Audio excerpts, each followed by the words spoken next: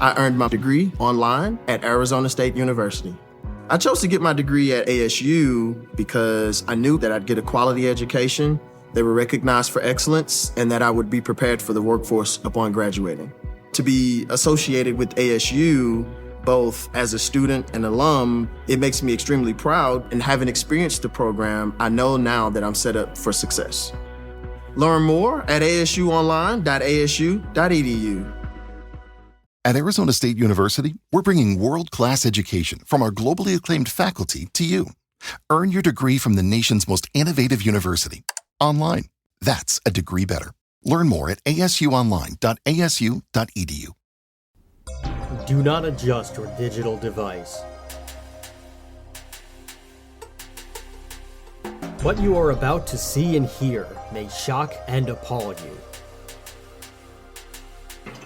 Join our hosts as they encounter countless thrills, spills, chills, and hilarity as they explore the very weirdest in pop culture.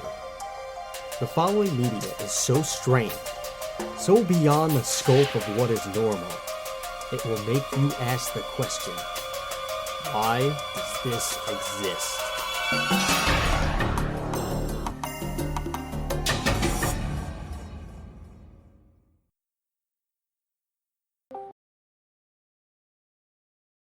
Hello everybody and welcome to another episode of Why Does This Exist?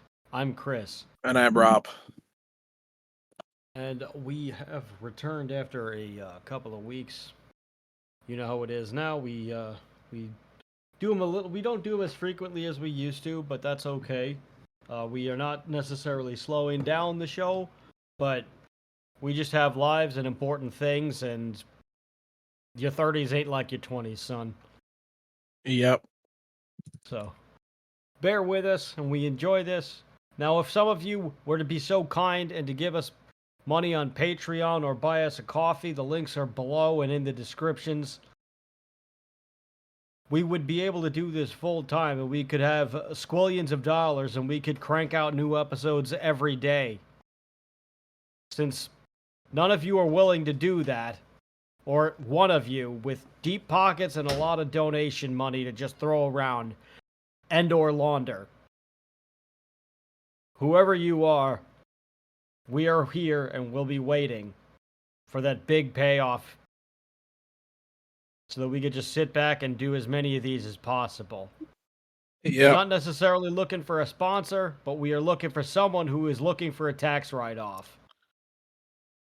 We're looking for a patron, as they said in the old days. A patron of the arts. Yes. Any of you fine people out there, you know what to do. And if you do it wrong, you'll wind up on a plane, a very specific plane, with people, with men who have conned others. And you will be in the air, which is exactly what we're talking about. What a coincidence. We are talking about Con Air. See, we were going somewhere with this. But you'll be on your way to a Supermax if you do this the wrong way. So whatever you do, please don't screw it up.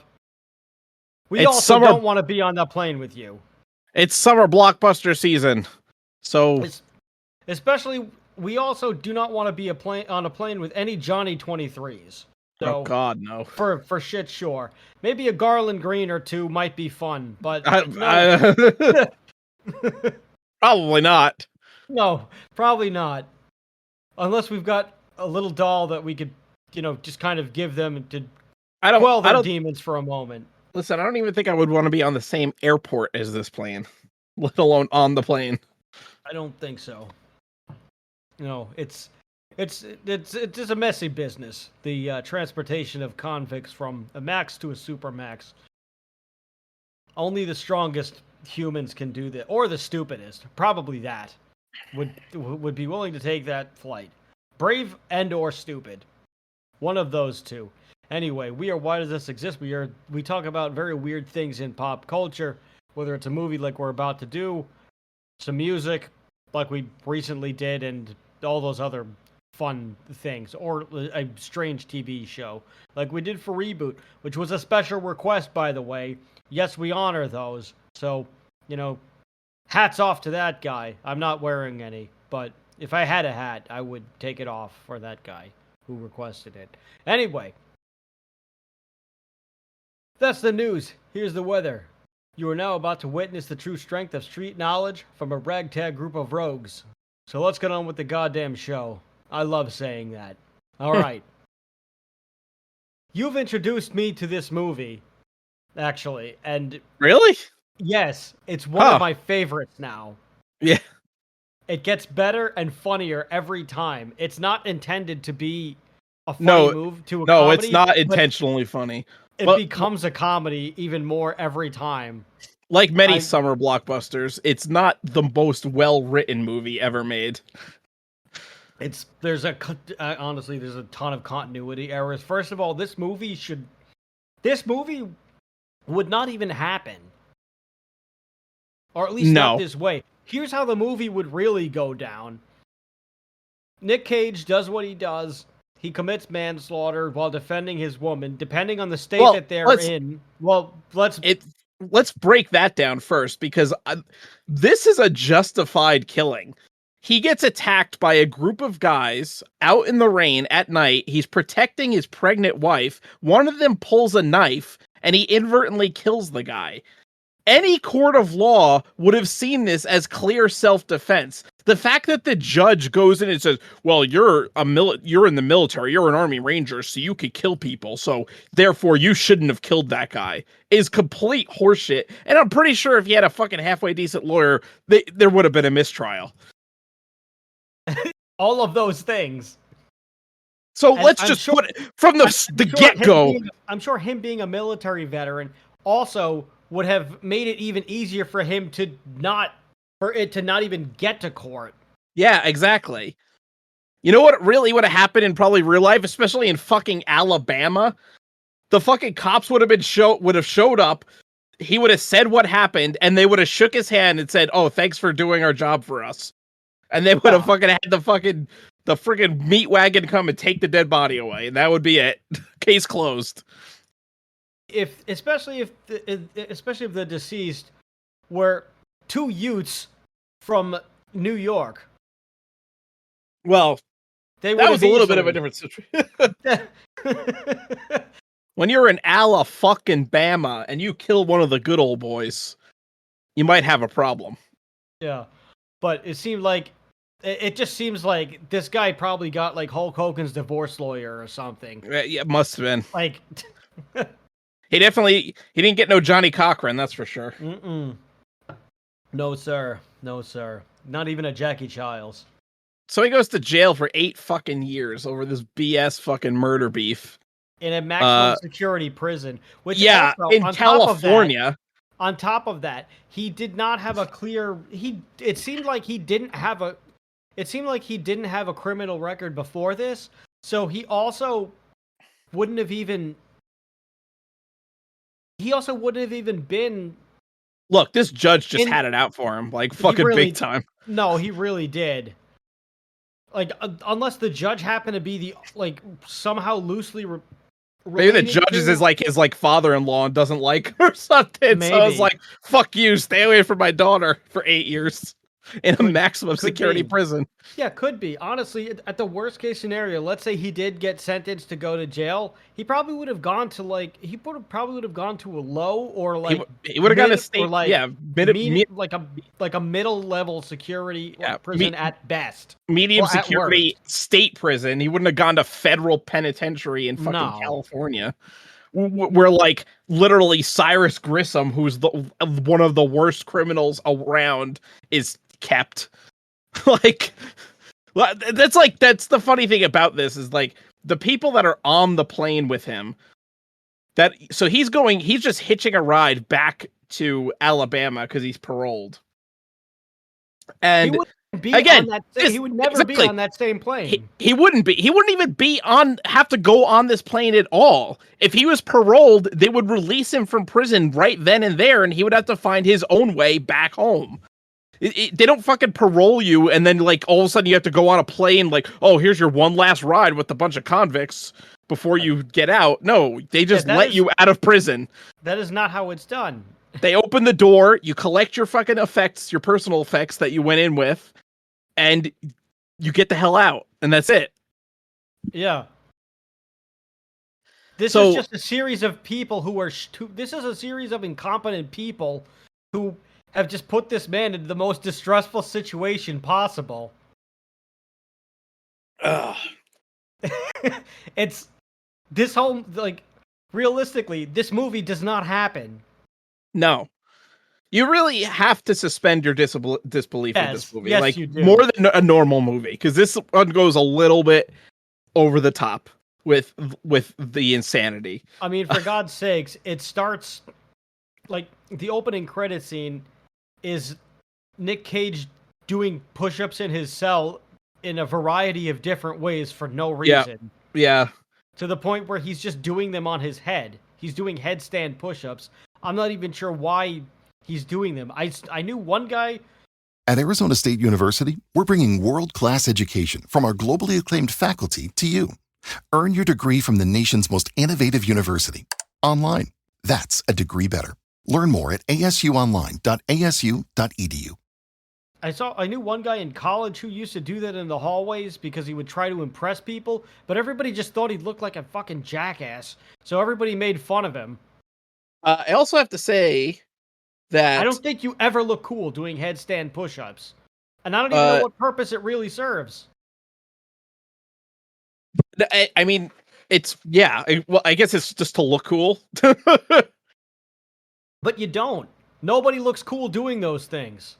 I can't imagine it really does more for you. I mean, I guess technically it does, but I mean, it makes the blood I guess if you're rush to your head. if you're So I trying to don't know how really great that is. build your upper body strength, so I feel like friggin' pull-ups could work just as well.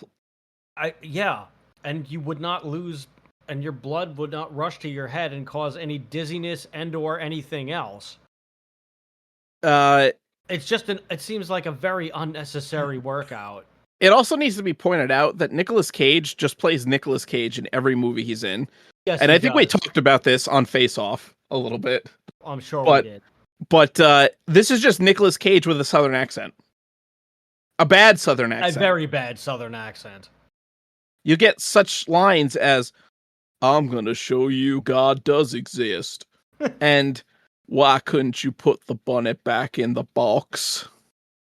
So, yes. And I'm not even exaggerating that as how bad it is. That's literally pretty much on the mark for what he sounds like. Might be slightly better. It's pretty bad. It's pretty fucking bad.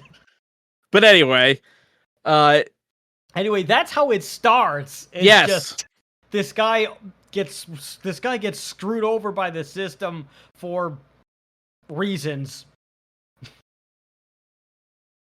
And he gets put on this plane with fucking... It's literally the Mount Rushmore of horrible human beings, essentially. Yeah.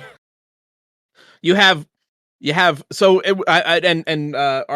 friend, our friendly DEA agent, of course, or no, not DEA. Our friendly U.S. Marshal Vince Larkin, who's like the commander of this whole thing. I guess he kind of is incompetent since he set this whole fucking thing up, basically. Yeah. I mean, you would think that it'd probably be a better idea to transport all these fucking people separately. Yes. But okay, whatever. They put them all in the same plane.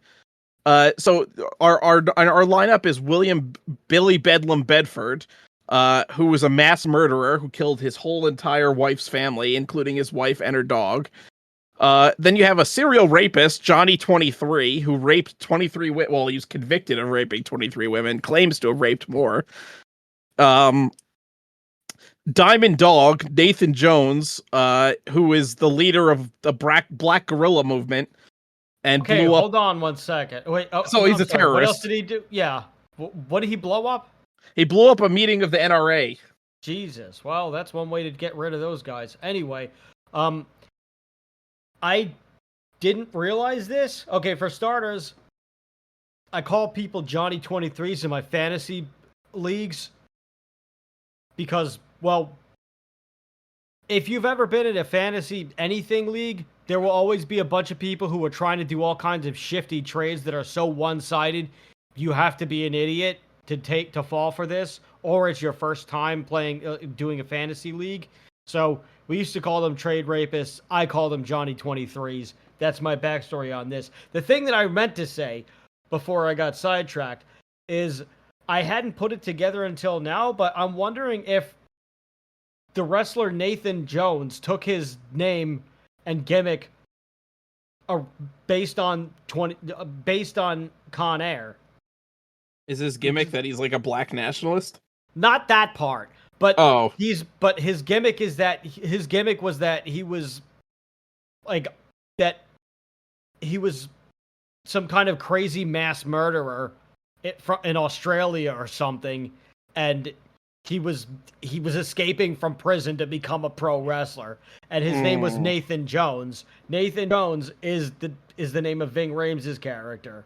Yes. I hadn't put that together, so I wonder if that's a reference to that. Or maybe Vince McMahon saw Con Air and was like, that's what we have to do for this guy. Well, what came first? Did Con Air come first, or did Nathan Jones come first? Con Air was 1997. I think Nathan Jones came around in 2002 or 2001.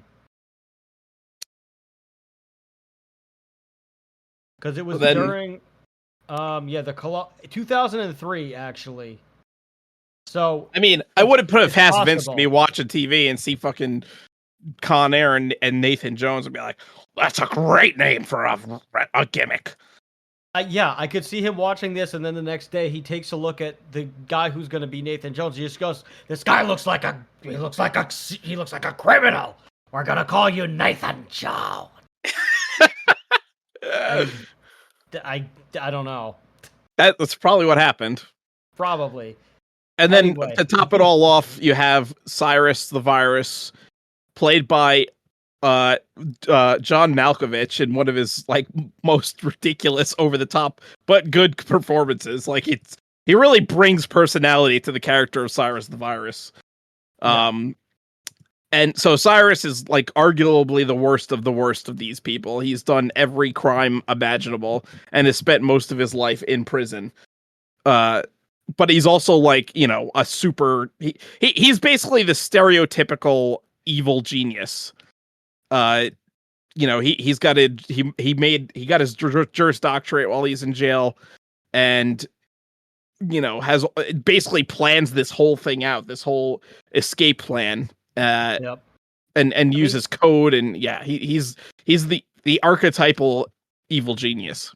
He's pretty damn good. If he wasn't in prison, he'd be a Bond villain. Oh yeah, for sure. I'm surprised John Malkovich hasn't played a Bond villain. Oh, there's always never say never. There's always never say never again. Yeah. So I mean, there's a series of other criminals, of other convicts too, that they don't lesser convicts, but yeah, those were the worst of the worst. That lineup.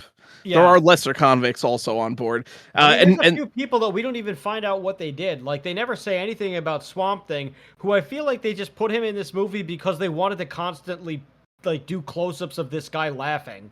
Yes. That's really that every shot that he's in is a close-up of him laughing for some reason. Yeah.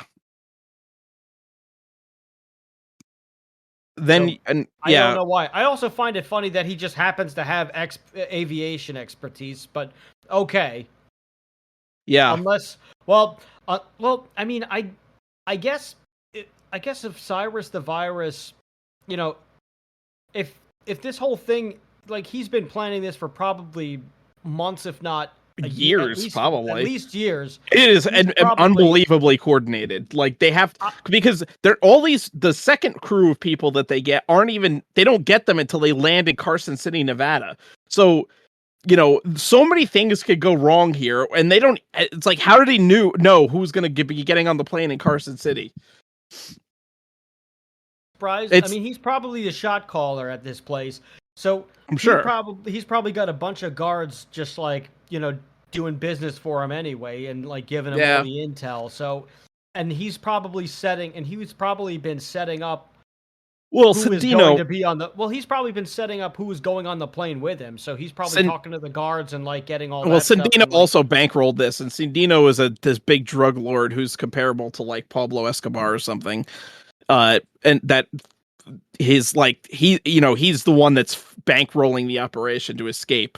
Sandino wants to go back to his home country or whatever and go back to his drug lord ways. So he hires Grissom or not Grissom. Cyrus Grissom. Yeah, he hires the virus. Do we ever see Sandino? Yeah, he's the guy that gets burned in the end. That's Sandino, the guy with the fucking ponytail. The guy who gets burned in the end. Yeah, that where he's like, he betrays them. So like Cyrus fucking, like, he's standing in the gasoline and Cyrus just throws a cigarette at him. Oh, okay. That's Sandino. I see. So, so he's bankrolling this whole thing because he's like a Pablo Escobar character, basically, where he has billions of dollars in drug money to do whatever he wants.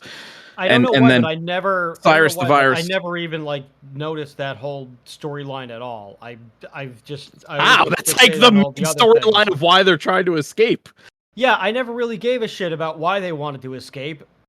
So I kind of just, for some reason, I've always tuned that part out. Well, yeah. So that's the whole plan. That's why, because Sandino's also in Carson City. So they have to land in Carson City, pick him up, also pick up Swamp Thing, who's like gonna fly the plane because, you know, somehow they know Swamp Thing could fly the plane.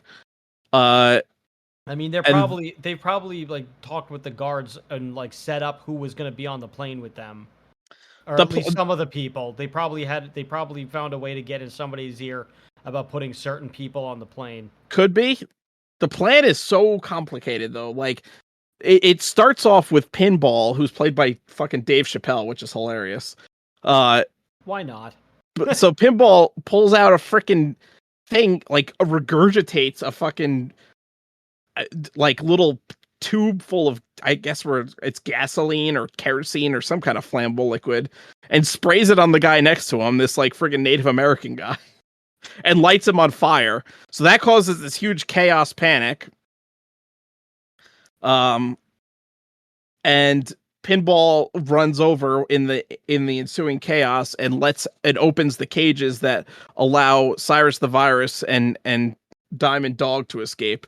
And they had hid like little pins in their skin by like pushing like pins into their hands, and then like remove them so they could pick the locks on their shackles. And so they escape.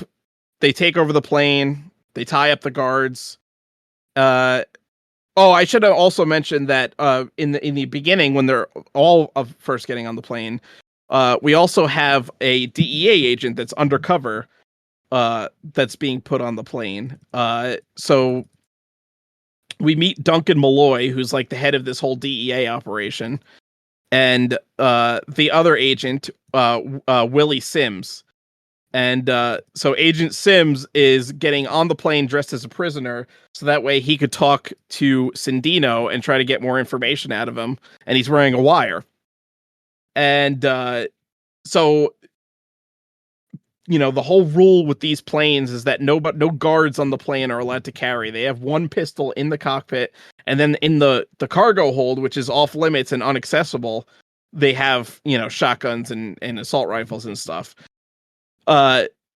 So I guess Duncan Malloy, the DEA agent, says, "Oh no, my guy's got to have a gun on him," and decides to just hide a gun in his boot. So stupid.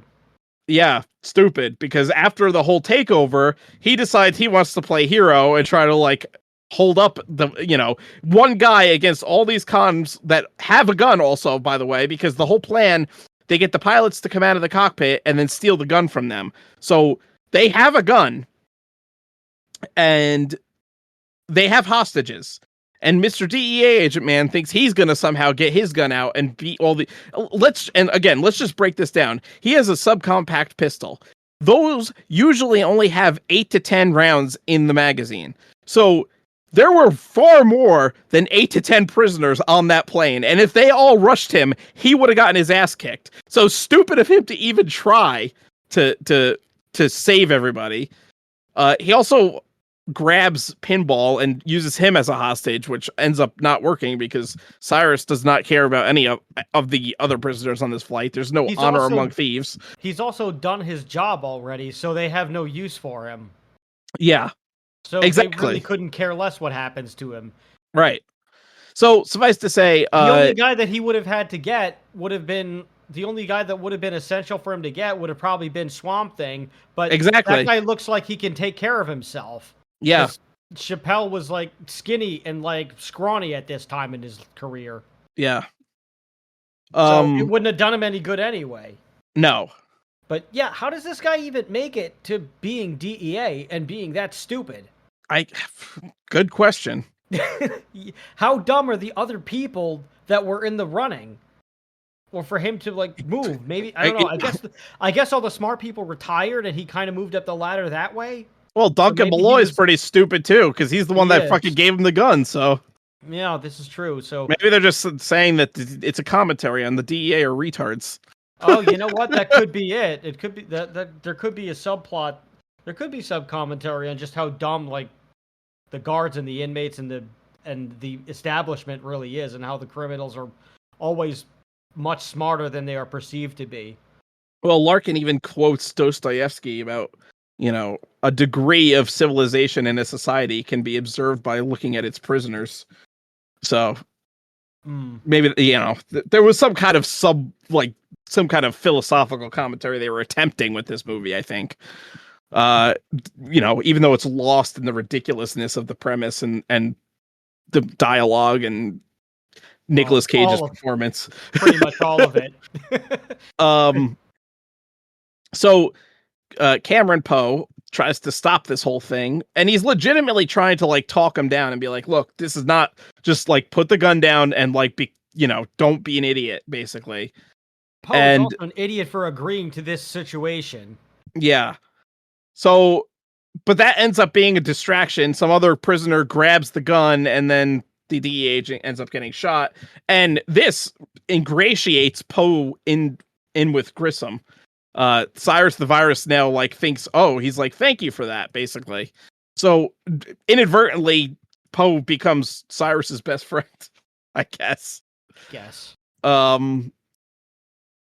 Which, it actually ends up helping him in the long run, because he becomes, when he starts to sabotage the plan,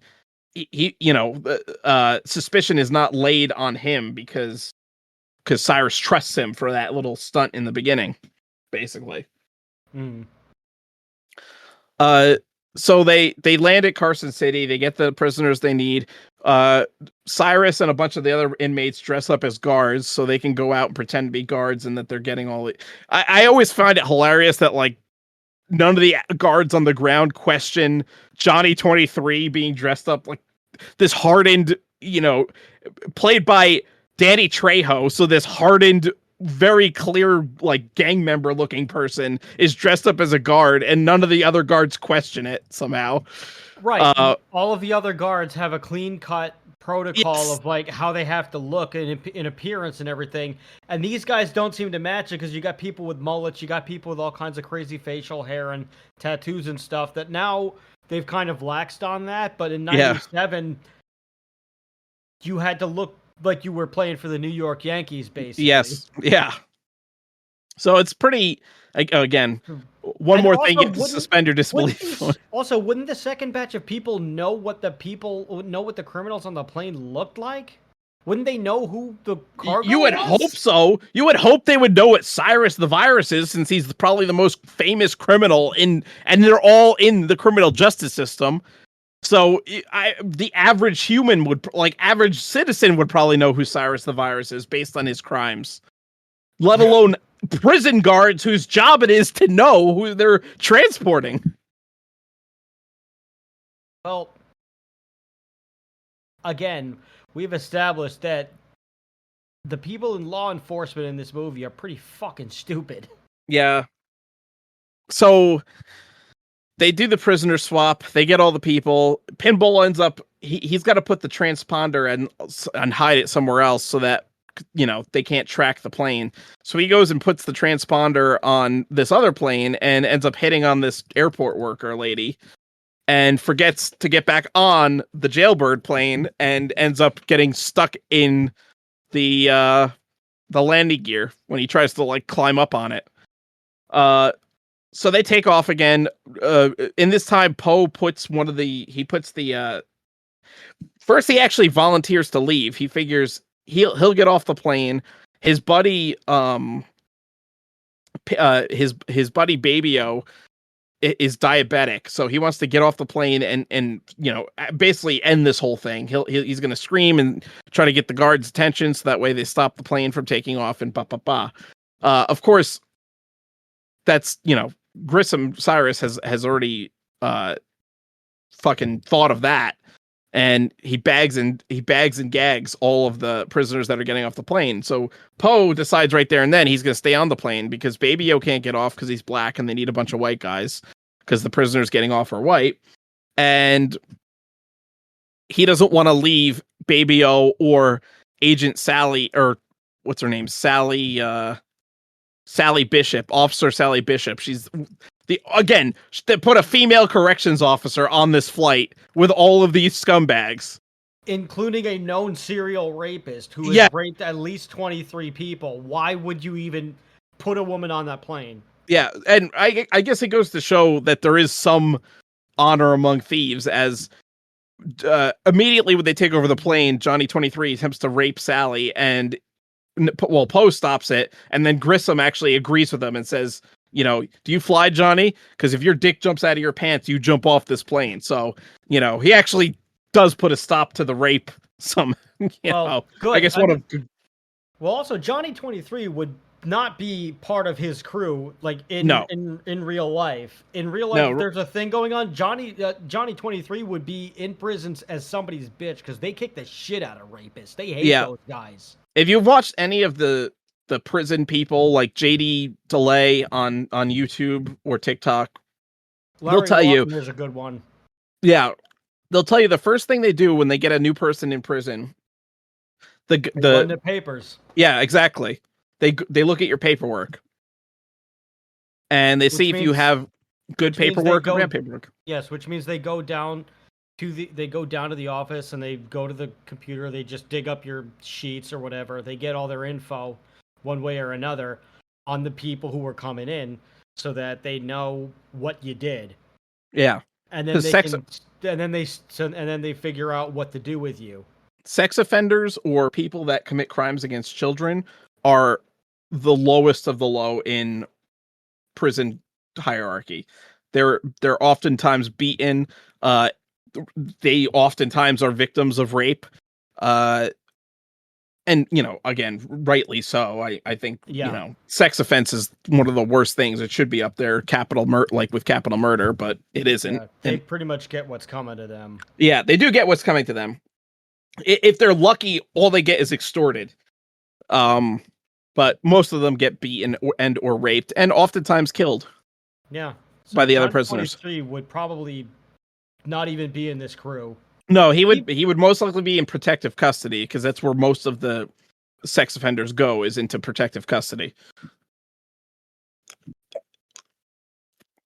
So usually the PC part of the prison is sex offenders, people that are famous, and snitches. Because they will all either get their asses kicked or killed in Gen Pop. Yep. So anyway, where were we? So they do the prisoner swap. Swamp Thing gets on the plane so he can fly the plane. Now Poe, he puts the tape recorder that Agent Sims had into the one guard's pocket. And all the guards are kind of freaking out on the bus because they're, disguised as prisoners and gagged, so they can't yell out. And one of the regular prison guards on the bus goes to beat the one guy and finds the broken tape recorder, and they realize, oh crap, there's something going on here. So they decide to they call the one guy that's still there and be like, hey, you got to stall them. Those guards are cons. So you think? The one guy goes out. Again, one guy against this whole army of angry convicts that have guns. And the one guy goes out and ends up getting shot because he, again, what did they think was going to happen? Surprise. Yeah, so the plane takes off and there's nothing they could do about it. I think the moral of the story is play a stupid game, win a stupid prize. Yep. So, meanwhile, while this whole thing is going on, Larkin are searching Cyrus's old cell at the prison, and they find a bunch of weird shit. They find all these plans. They find these weird cutout things so that they can do this coded message with these letters that are in Spanish. And Larkin finds the anarchist cookbook and a plan of all the planes and the plane and where all the things are on the plane, including the weapons hold and all that. And he's like, "Oh shit, I see what's going to happen here." And he runs out. Now, there's also this little lunchbox thing, and Larkin, as he's walking out, tells the guards that are with him, "Don't touch anything." And then he leaves. And what does the one guard do? The first thing he does is he picks up this little lunchbox thing and opens it. Well, guess what? It's a fucking bomb, and it blows him up. Again, play a stupid game, win a stupid prize. So this movie really is trying to push the message that law enforcement are stupid. Very incompetent people. Except for Vince. Vince Larkin's the only slightly competent person. But nobody believes him. So well, there you go. Oftentimes, the smartest person in the room is ignored. We've seen this throughout history. Yeah. So Malloy and the other U.S. Marshal worse, ostracized. Yeah, well, that's kind of what happens here. Yeah. Malloy and Larkin's boss, they don't believe him, so they get on helicopters to go chase the transponder, not even thinking, hey, maybe the transponder isn't on the actual plane. Maybe they took it off and put it on a different plane. So they go on this wild goose chase to hunt down Uncle Bob's Scenic Tours. Amazing. Yeah. Meanwhile, Larkin's actually trying to do real police work and figure out where they're going with the plane. And he's kind of hit a brick wall. He finds Poe's wife and daughter and has them flown out so that way he could talk to them and ask them why he would stay on the plane. Eventually, they find out that they're on the back on the plane. They find out that they're going to be late for their rendezvous because the plane is dragging. So Cyrus sends Diamond Dog and Poe down to the cargo hold to see why, and it turns out it's because Pinball's stuck in the landing gear. The gear aren't up all the way. So Diamond Dog goes to look at all the cargo because he finds all their personal effects and tells Poe, "Hey, get rid of them." So Poe starts to try to get him out of the landing gear, but then realizes he's got a marker in his pocket. So he takes the marker out of Pinball's pocket and writes Vince Larkin, Lerner Airfield, which is where they're going. Poe found out where they were going, and pushes Pinball's body out of the plane, which comes crashing down onto his poor guy's hood, who just had his car washed and then a bird shit on it. Well, but that's not the worst thing that could happen. No. No, after that, he's going to wish that he just had the bird shit. Yeah. This comes to one of my favorite exchanges. You think insurance would cover that? Hi, a body fell on my car from atop the plane. I believe that I believe he was on Con Air. I'm not really sure how this happened, but I now have a dead body that destroyed my car. Somehow, not me, but my car for sure.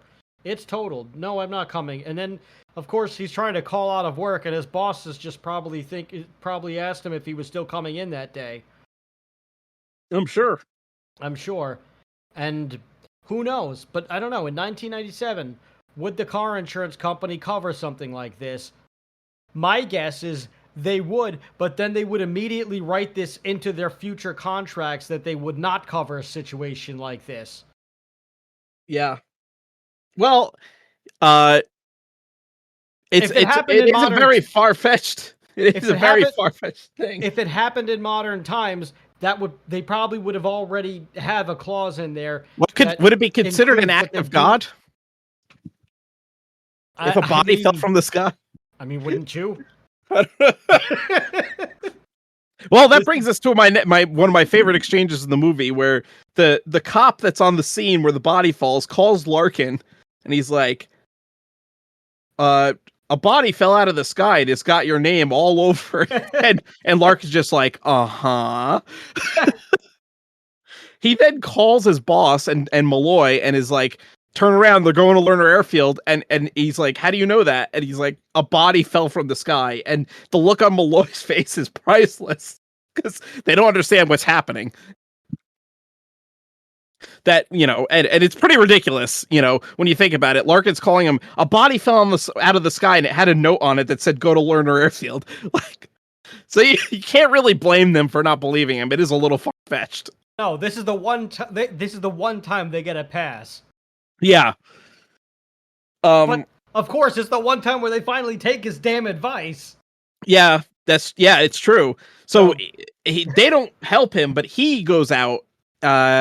He calls the cavalry, and he drives out. He actually steals Malloy's car. He's got this beautiful old Stingray, and he steals the car and drives it out to Lerner Airfield. Are actually my favorite car.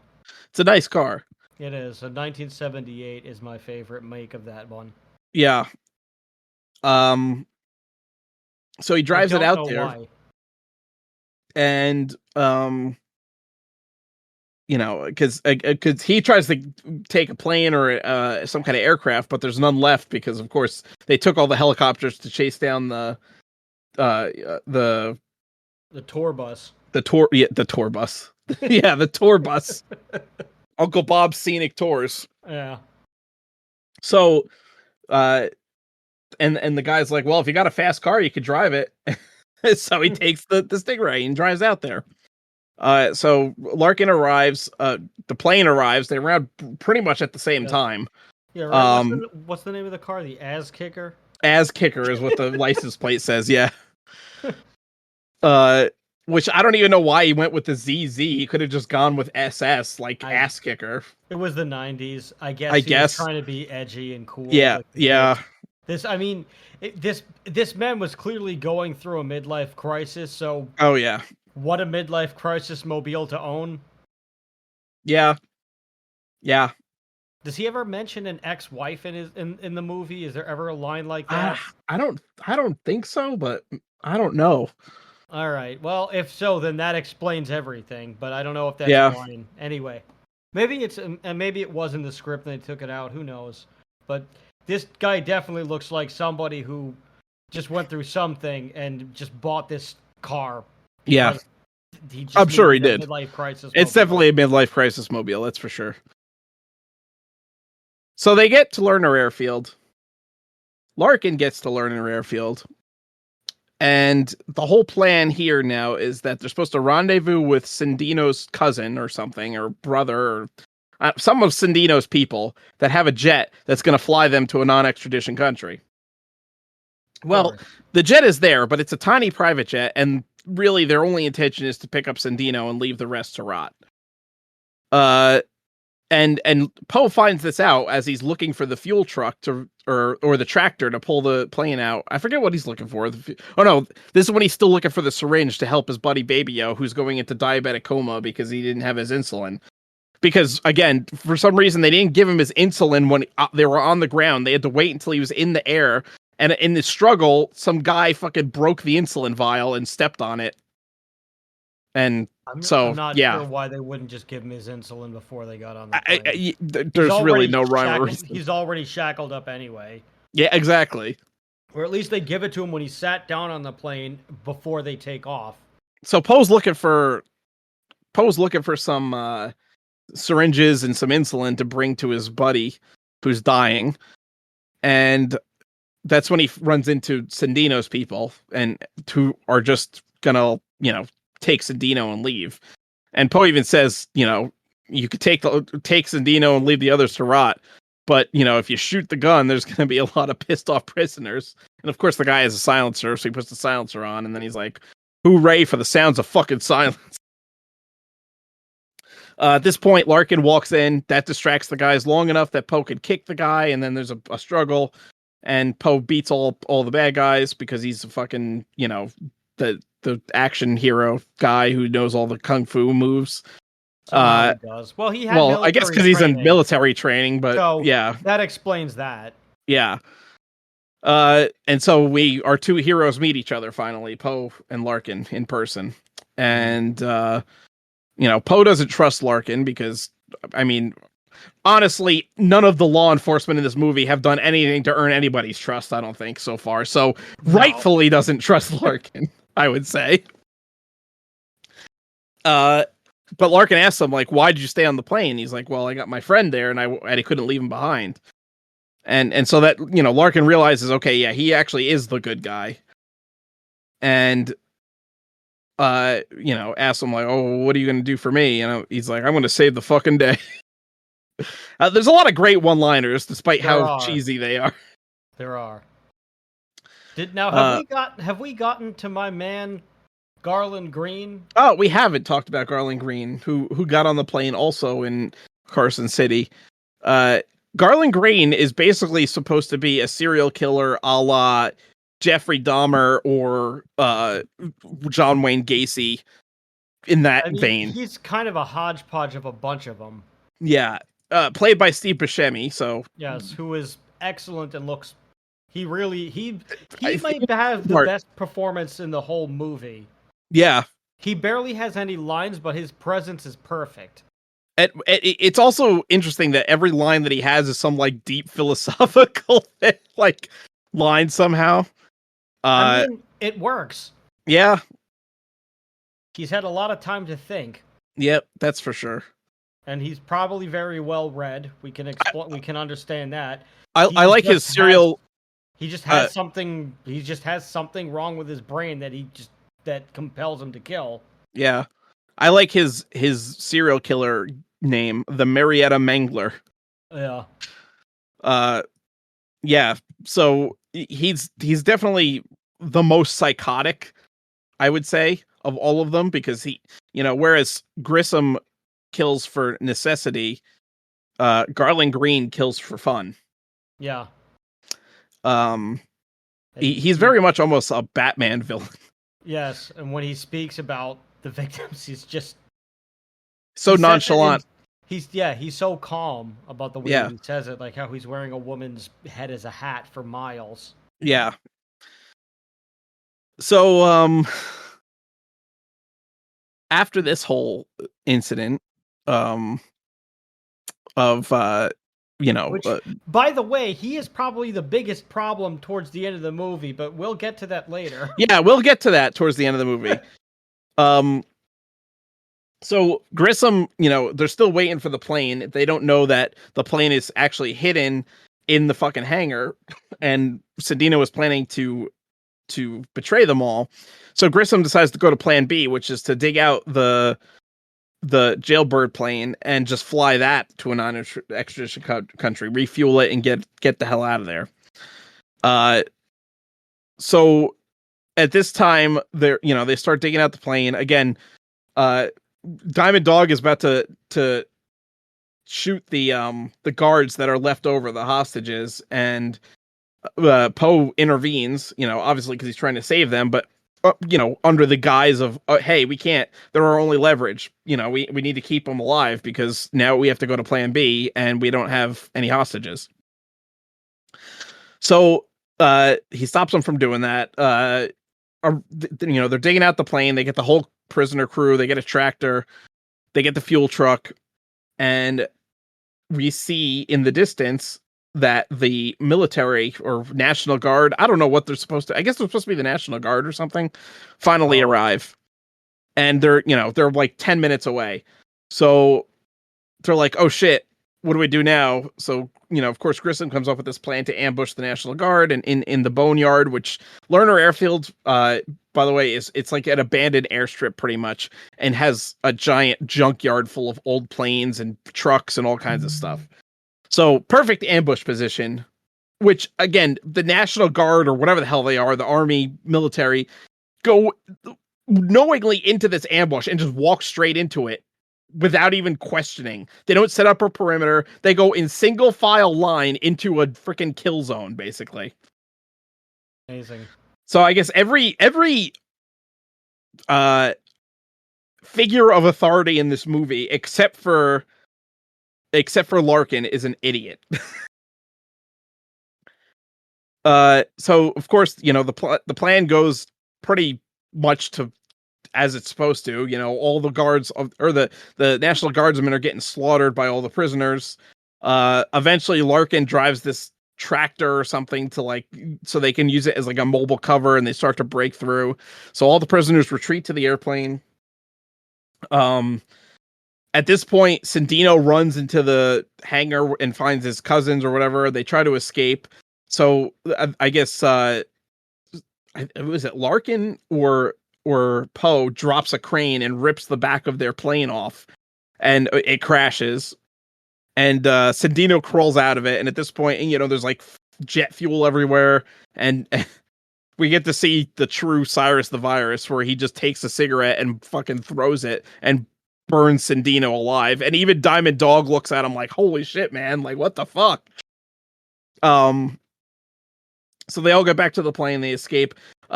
Little did they know Poe had tied up the plane. So they try to like shoot the rope. It gets uncaught from the piece of cement that it's tied to, but then goes into this frickin' garage, hooks onto the Stingray that Larkin had hid there, and is dragging the Stingray behind it. So the plane flies, and then we have the Stingray flying behind it. And of course, you have Cameron Poe. On any other day, that may seem odd.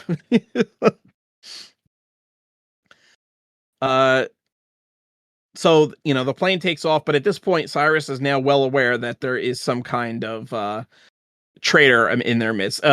We forgot to mention Poe also kills Billy Bedlam, because Billy Bedlam is the first person that suspects him of being, not who he says he is, and ends up finding the letter that Poe's daughter wrote to him about him getting out of prison, and his parole shit. So Poe ends up having to kill him, because otherwise he was going to expose Poe, and he still needed time to, make his plan work. So, well, they get in a fight. It's not like Poe just kills him in cold blood. Poe defends himself, because Billy Bedlam tries to kill him first, and Poe just defends himself and ends up killing him. That happened to a nicer guy. Yeah. So they take off. At this point, Cyrus is now aware that there's some traitor in their midst, and of course he's going to draw out the traitor by shooting Sally Bishop. And just as Poe's about to say, no, it was me, Baby O jumps up and says, no, it was me. And of course Cyrus is like, you've been near death this entire time, and you're the one that sabotaged the whole plan. And he's like, yeah. So of course Cyrus shoots him, but also knows that Cyrus is not buying it at all. Of course, yeah. Cyrus knows that Poe is the traitor at this point. Because he saw the letters, and but at this point, also Larkin and Malloy and the other U.S. Marshal guy, Larkin's boss, all show up with the helicopters, and they start shooting at the plane. So Cyrus starts shooting back. There's a whole gunfight that ensues. Malloy wants to shoot down the plane with missiles. It wouldn't be a 90s action movie without it. Yeah, of course. Malloy tries to shoot down the plane with missiles. Larkin stops him because he's like, Cameron's Poe's on there. He's our friend. He's just trying to get home to see his wife and his kid. Which would not have worked. No. They would have absolutely shot down the plane. Yes. Regardless, just because one guy was on there, they would have shot down the damn plane for the greater good. Everybody on that plane, even their own people, have signed, like the prison guards, signed no hostage clause. So they know if there's something like this happens, they're going to shoot the plane down. Yeah, they also understand what they signed up for. Yes. This would have been the first thing they do. They wouldn't even have tried to find the plane. They would have shot it down immediately. They would have found it on radar and friggin' launched a surface air missile at it. And then they would have tried to cover it up as best as they could before or at least keep it under wraps so that it doesn't get out that this happened. Yes. Uh-huh. But or at least they wouldn't have written it down, or at least it wouldn't have been reported as the plane got shot down and was taken as because the criminals took it hostage. The Yeah. real story would have never come out. It would have just been an plane crash. unfortunate circumstance, the plane crashed in the mountains, whatever however they would have spun it. Exactly. So, even that part of the movie would not have even gotten that far in reality. No. So again, the continuity issues of this movie suspend your disbelief. But it's a great movie and it's super fun to watch. It's a fun watch.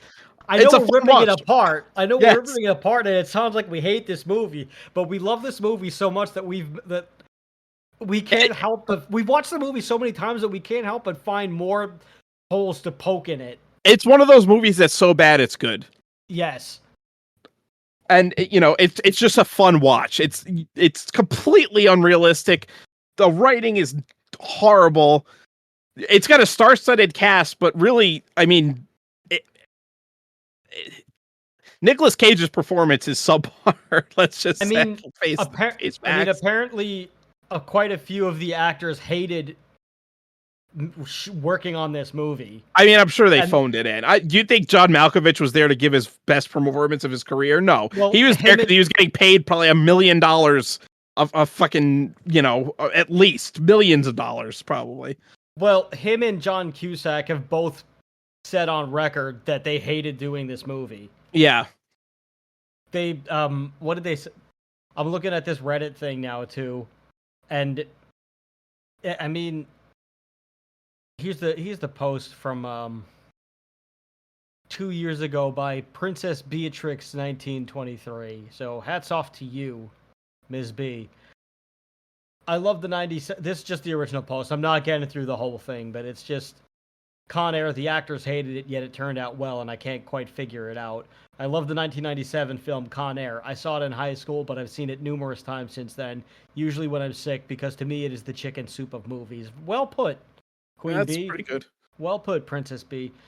But I was surprised when I read that John Malkovich and John Cusack both hated working on the movie and were not shy about sharing that. They both said that the script was constantly changing to the point where they had no idea what their characters were doing or what their motives were, or basically anything that an actor should probably know. Dave Chappelle went on record saying he basically improvised all of his lines, and yet I love it. The editing, the direction, whatever it was, it made for a very fun movie that has so much rewatch potential. None of it made any sense. It's homophobic and racist in parts. Nick Cage is dreadful in terms of his accent, but somehow it's still so good. I can't think of many other movies that were so commercially successful while having two of the leads actively put the film down. This movie made $224 million against a $75 million budget. That is impressive, given that they constantly changed the script. I think Don Simpson may have died during this movie. Not sure if he was involved and found it stressful or just happened to die, but he did enough drugs to kill an elephant, so there's that to consider. That's the end of the post. I'm not really sure about the rant on Don Simpson, but, pretty funny. Yeah.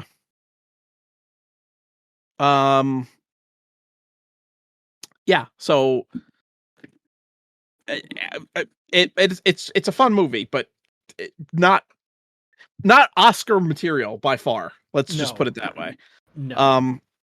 So they decide not to shoot down the plane because Larkin stops it. But at this point, they're basically right over Las Vegas. So also, why would they listen to him? They have not listened except for the time where the body fell out of the sky and they kind of just decided, oh shit, maybe we should listen to this guy. At any other point in time, this was the one time to ignore him and do what they were going to do anyway, and they chose not to do that, which, again, will lead to a very, very, very big problem down the road that we're approaching. So Malloy, I guess, has like a change of heart or like a freaking stroke of conscience and decides not to keep shooting at the plane. But at this point, the plane is damaged. They're low on fuel. They're flying over Las Vegas. So Larkin's like, you can get to the airport. It's right there. And Swamp Thing's like, hey, we ain't going to make the airport. We're going to land on the strip. And I think Malloy at this point says, the smartest thing. So many accidents. Well, Malloy says the smartest thing ever right here, where he's like, we should have shot them down over the desert. Now the loss of life will be enormous. Yeah, you think? No shit. You should have No told. shit. Why didn't you use that argument when you actually could have back over the desert? Amazing. So, yeah. So they, end up crash landing on the strip. The plane comes to rest in the Hard Rock Casino. Johnny 23 ends up getting his arm ripped off and dies. So, that's good. Poetic justice, I guess. Yes. Also, the U.S. Marshals who run the actual Con Air program wanted nothing to do with this movie. Well, I wonder why. Understandably so. They probably Yeah. looked at it and said, they probably looked at the script and just said, why the fuck did they make us look like idiots? Yeah. So, yeah, I can't imagine. John Malkovich also turned down the lead role of Air Force One to do this, so I'm sure he was pissed about that the whole time. He was probably doing the movie, and he probably kept saying, "I turned down Air Force One for this." Actually, one of the aircraft that was used in the filming of this movie actually crashed in Alaska, and the 3-member flight crew died. That's terrible. Yeah. Wow. So they died for this. Yeah. Well, this was way after the movie was filmed, and it was in 2010. But it was the same. It was the same aircraft used for this movie. Oh, so that aircraft just had some stank on it that it couldn't get off. Yeah, it was a C-123 Fairchild Provider, which is a military cargo aircraft. Yeah. So, they crash on the strip, and of course, all the inmates escape. I guess all the cops come. They round up most of them, except Swamp Thing. Our boy Swamp Thing, who's we've seen his face laughing throughout this whole movie. He escapes along with Grissom and Diamond Dog, and they steal a fire truck. Why wouldn't he? They needed more close-ups of him laughing. Of course. They just didn't have enough shots for that. No. So also, we have. Also, this is kind of funny when the plane was when the plane is flying over the strip while they were filming it, caused concern among the Las Vegas people, Las Vegans. I don't know what you call Los them. Vegans? I don't know. Look at all Los Vegans. Mucho pequeño. I don't know. It raised concern among the citizens, and they called the local police because they were concerned that there were helicopters flying so low and planes. Well, so they thought that there was something going on. There was, but thankfully not what they thought. You would think they would put out an announcement, hey, we're filming a movie today. There's going to be helicopters, planes flying low in Las Vegas. Don't call the cops. Maybe they did over some local radio station that nobody listened to. I guess. It was the 90s. There was no internet. So, well, there was internet, but nobody had the internet. Or it was very slow, so the news wouldn't have really gotten around. Yeah. People still worked until 5 o'clock and then went home, and there was no more news at that point. No, the 5 o'clock news was on. Well, yeah, besides or 6 o'clock news. Besides well, whatever. For whatever reason, they didn't tell the people, and that's what happened. Why wouldn't they? Anyway. Why are we speculating on what happened? Who knows? I don't know. So I guess Poe and Larkin both spot this. They steal two police motorcycles. I'd like to point out that none of the other police follow them, even though the police see what's going on. They just say, "Oh, they can handle it. That's fine." So, Poe Another reason why the U.S. Marshals chose not to be involved. Yeah, I don't blame them. So Poe and Larkin catch up to the fire truck. Of course, a fight ensues. Poe defeats Grissom in one-on-one combat. Diamond Dog gets killed somehow. Larkin puts a freaking hose inside the cockpit of the fire truck and drowns fucking Swamp Thing.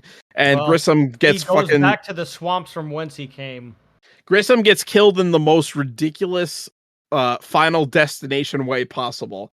He gets handcuffed to the ladder of the fire truck. Poe raises the ladder. He hits a building, flies through the building. It's like a sky bridge thing. Flies through the broken glass, gets detached from the ladder while he's flying through this glass, falls onto electric power wires, and then falls into a freaking treadmill that's leading up to a fucking, I don't know if it's a a rock pounder thing. It's some kind of giant pneumatic hammer.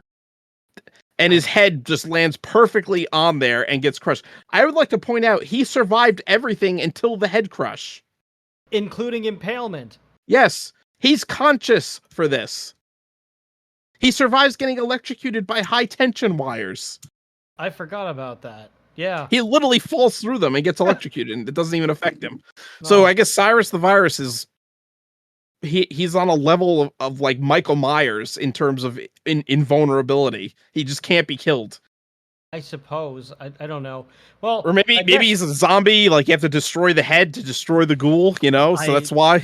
I guess the man is possessed, and that was the only way to do it. I suppose. Maybe he's possessed to skate. As people in the South would say, somebody put the devil in that boy. Yeah. But not everybody hated this movie. MC Gainey's favorite role of his was Swamp Thing. So, at least someone enjoyed it. At least that guy really was having a good time. Maybe that's why they kept taking shots of him laughing, because he was the only one enjoying himself. Could be. Throughout the whole production. Apparently, the writer, Scott Rosenberg, quit this film and came back for at least 14 times. Makes sense. I could see that. He also hates the fire engine scene and how Cyrus the Virus dies, because he just thinks it's stupid. But he's kind of come to terms with it. He at least appreciates that people like the movie despite how shitty it is. Yeah. So, of course, after everyone dies, Poe finally reunites with his family, and it's a whole happy, and and then him and Larkin, they shake hands, and Poe's like, "There's now 3 men I trust." So yeah, happily ever after, everybody wins. Oh, and then we go to our good boy. Whatever happened to Garland Green? Whatever happened? Well, he escapes and goes fucking gambling, and just nobody gives a shit. He literally escapes. So not only does this whole shit go down, a plane crash in the middle of Las Vegas, probably countless number of accidents, casualties, not people dead. Yeah, it's a fucking plane crash. But one of the worst serial killers ever escapes and just goes out and does whatever he wants. Yes, and no one seems to care. No one seems to even notice that. They just assume. I guess they just assume that he died. Yeah, and that's just the happy ending. Yeah, I mean, it's so weird. We were talking about this the other day when we were watching it, and it's almost, they paint him as a tragic figure in this movie. They paint him as almost like Frankenstein, where all these things happen to Frankenstein, and he just wants to be left alone and do his thing. He doesn't mean to hurt anybody. He's just a monster on the outside. No, Garland Green is a monster all over the place. There is no saving this man. There's no redeeming qualities. He talks about wearing a woman's head as a hat for miles while he's driving down the road. There's no saving this guy. And then they even try to reference Frankenstein when he's playing with the little girl in the dilapidated pool in the trailer park. And she gives him the doll versus the little girl giving Frankenstein the flower. Yeah. And he plays with her. Meanwhile, they have all of this tension set up, like he's going to do something horrible to this poor girl who doesn't know what she's gotten herself into. And she gives him the doll and he leaves, and he gets back on the plane like nothing happened. And then all of this stuff happens in Carson City, in Las Vegas. And then he ends up gambling and just seems to be enjoying himself for the time. And we're supposed to be thinking, oh, good for Garland Green. Oh, yeah. I'm so glad that he got a happy ending too. No, this is a terrible thing. He's probably he doesn't have any medication with him. Chances are he's going to go back to his old ways at some point and go on a killing spree again. Yeah. Or worse, he will kill a few people at a time here and there, and he'll kind of be able to keep his demons at bay for periods at a time, and he either won't get caught, he'll be on the run for a very long time, or he does get caught eventually, but his list of victims has grown. Yes. It's not good. Like Overkill. Yeah. Yes. It's quite bad. Yeah. It's quite bad. Yeah. So the happy ending. So there really is no happy ending because Garland No. Green is still on the loose. Yeah. Maybe they're setting it up for Con Air too. Well, funny you should mention that. The director the director Simon West has wanted to do a Con Air sequel for quite some time. Why? So, of all the fucking movies that they made stupid fucking sequels 30 years later or 20 years later, this is one that does not need it. Would it make more sense if I told you that Simon West also directed Rick Astley's Never Gonna Give You Up music video? Well, that does make sense. Yes, it does. Yes, it most certainly does. That this man who created the meme of the century would also direct Con Air and would also want to do a sequel. So, let me read this to you from CBR.com. From January 2020, from January this year, actually. So, it's fresh out of the. This really got Academy Award nominations? I didn't know that. Why would anybody nominate this for any? Well, it got Academy Awards for Best Original Song and Best Sound, not for any performances. Okay, I mean, I was going to say maybe live without you. I guess that song was made for this movie. I guess. Anyway, I'll just read this. I'll try to read this quick. Even after almost 3 decades, this is by Jeremy Dick. Wow, what a name. CBR, Con Air director still wants to reunite with Nicolas Cage for the long-desired sequel.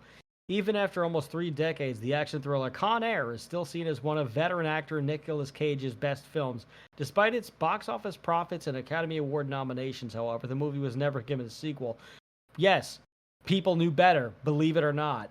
28 years after the release of Con Air, director Simon West has shared a new update on the possibility of a sequel finally happening. It's a fair question, as Cage is expected to return in an upcoming sequel to Face Off. That's right, we have mentioned this when we did Face Off. That's also a bad idea. Another film that was also released in 1997.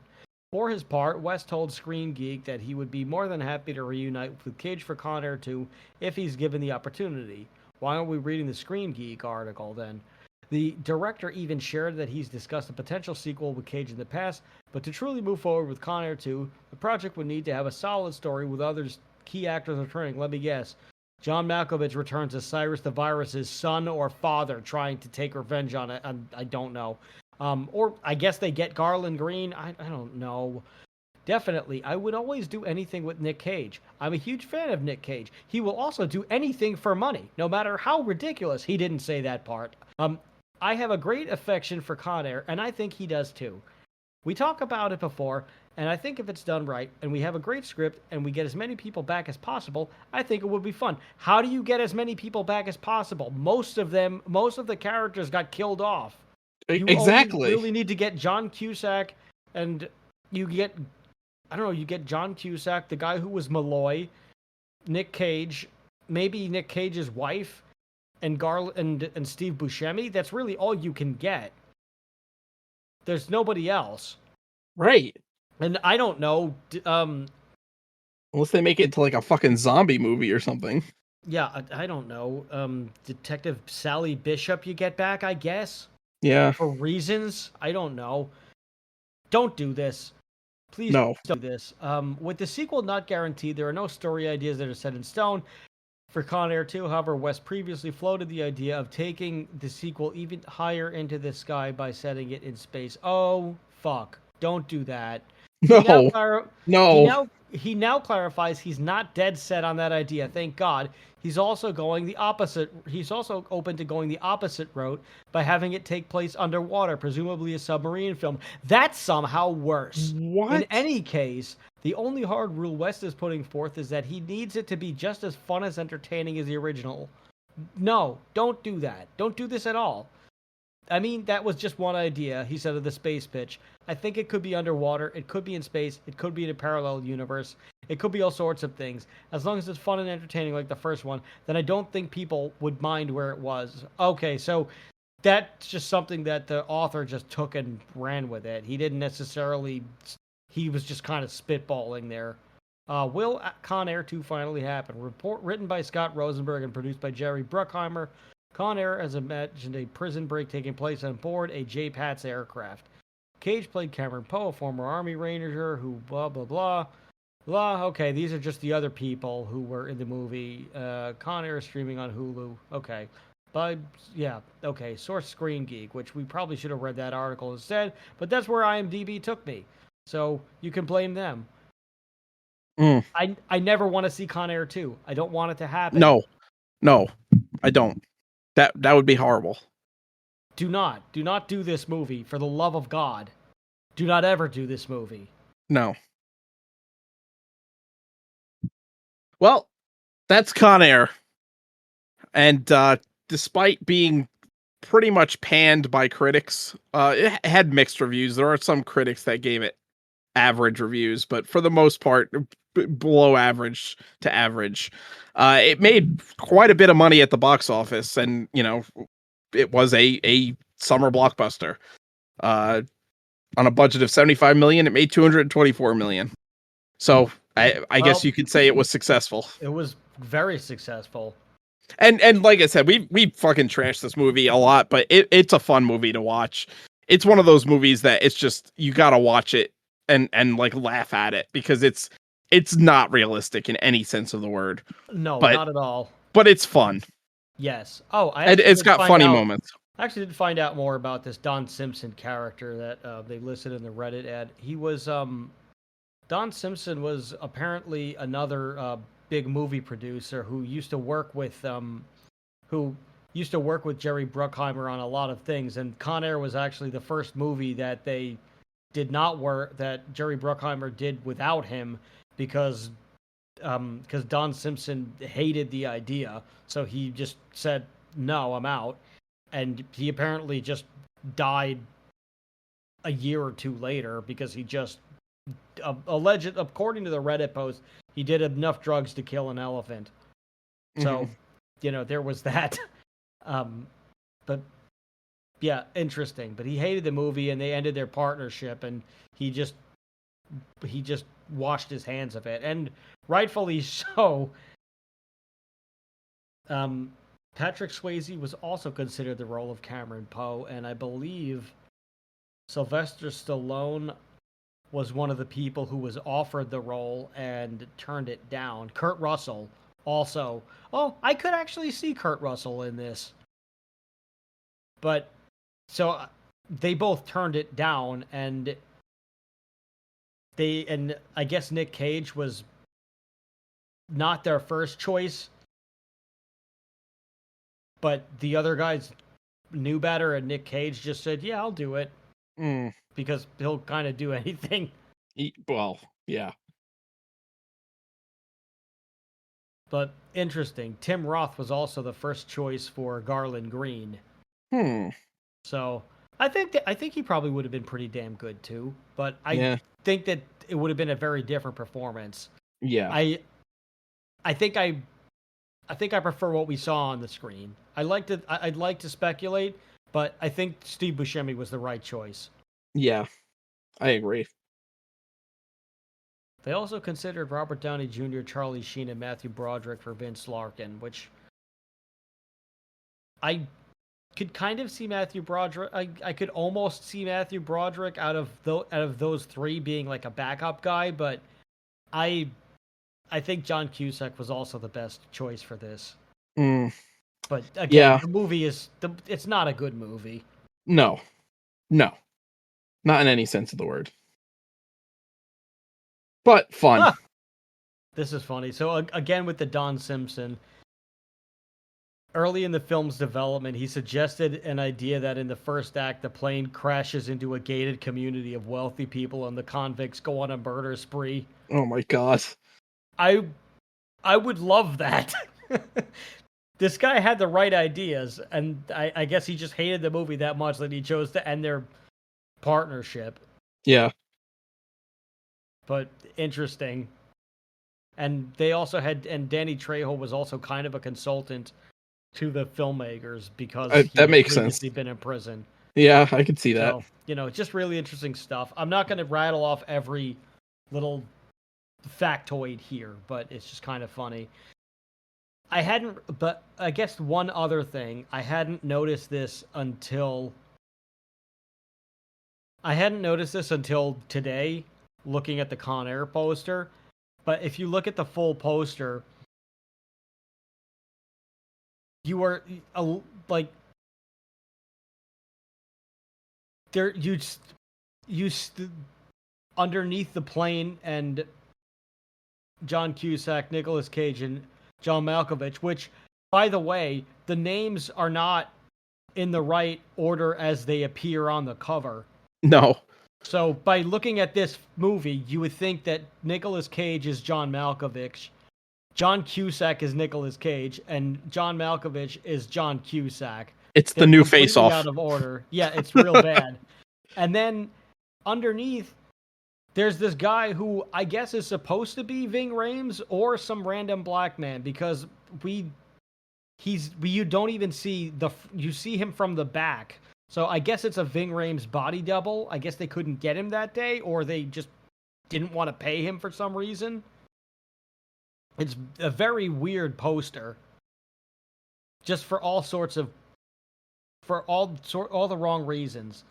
It would be a good poster if it was the right everything else, but it doesn't make any sense. But that pretty much can sum up the whole movie by the poster alone. Yeah. It's out of order. It doesn't make any sense. And it's kind of a hot mess, but you know it's going to be great for all the wrong reasons. Yep. So, like I said, I really love this movie.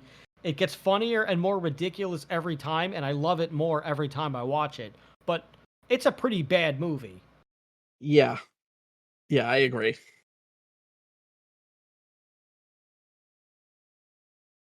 But fun. Yes, indeed. And that's all I got to say about that. Exactly. I'm going to show you God does exist. Oh, God, no. So I'm going to head off into the sunset, and I believe you might be in the mood to do that too. There's not really a whole lot that we could say. Other than define irony, a bunch of idiots dancing around on a plane to a song made famous by a band that died in a plane crash. From Garland Green's lips to your ears. As Sweet Home Alabama is playing in the background, as the inmates rejoice in how they have taken over the plane. And that's the way the cookie crumbles. I suppose so. The theme song performed by 14-year-old Leanne Rimes. If anyone could find her teeth, that would be great. So, that's the end of this chapter. I love Con Air. Don't change a thing, but please, for God's sakes, for the love of God and all things are holy, you can show us that God does exist by making sure that a sequel does not ever happen. Yes. That'll show us God does exist. Yeah, now we can end the show. We figured out a good punchline to end it on that we've now ruined. Okay. Thanks for tuning in, everybody. We appreciate you and your time. We hope you enjoyed yourself, and you should probably just go throw on this movie. And it's 4th of July. Watch a bunch of crazy stuff happen and blow stuff up. I don't know. That pretty much sums up Con Air, which I guess you can go do that. Some of you will be cons as you bring your fireworks across state lines. So, yeah, I guess it's appropriate for some of you people. Some of you may get arrested for your trafficking of fireworks illegally, and hopefully you will just get a ticket and you'll have to pay a fine. But if you're in Alabama, then you may end up going to a maximum security prison, and then you will somehow spend 8 years there, despite being in the military and not having a criminal record at all. That's just the way the cookie crumbles sometimes. Anyway, happy 4th of July, you sick bastards. This has been Why Does This Exist? I've been Chris. And I've been Rob. And remember, question everything. Good night, everybody.